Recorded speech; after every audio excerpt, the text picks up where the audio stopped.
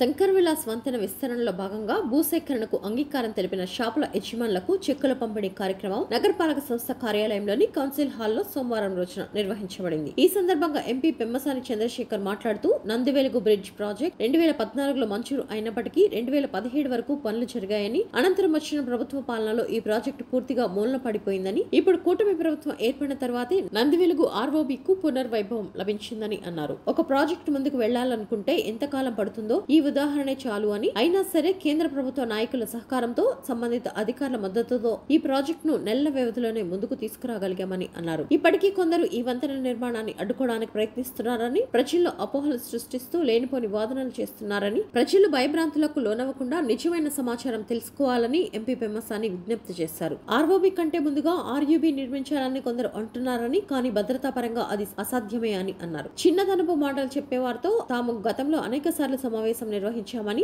వారి సూచనలు గౌరవంగా పరిగణలోకి తీసుకుంటామని, కానీ ఆ డిజైన్ ఫ్లైఓవర్ కు వర్తించేది ఆర్ఓబికి కాదని అన్నారు. వంతెన ఎప్పటికంటే రెండింతలు ఎక్కువగా, అంటే 900 మీటర్లకు పైగా నిర్మించబోతున్నామని, రాబోయే 50 ఏళ్లకు సరిపడేలా ప్రజల అవసరాలను దృష్టిలో ఉంచుకొని ఈ నిర్మాణం సాగుతోందని, పూర్తయ్యాక ఈ వంతెన ఎంత అద్భుతంగా ఉంటుందో ప్రజలు తాము చూస్తారని, అలాంటి ప్రజల వంతెన ఎట్టి పరిస్థితిలోనూ ఆగదని అన్నారు పెమ్మసాని. ఈ కార్యక్రమంలో ఎమ్మెల్యేలు Mohammad Nazeer Ahmed, Galla Madhavi, B Anjaneyulu, collector Nagalakshmi, municipal commissioner Puli Srinivas, industrial development corporation chairman Degala Prabhakar, incharge mayor Sheikh Sajila, Janasena party Guntur జిల్లా అధ్యక్షులు గాద వెంకటేశ్వరరావు తదితరులు పాల్గొన్నారు.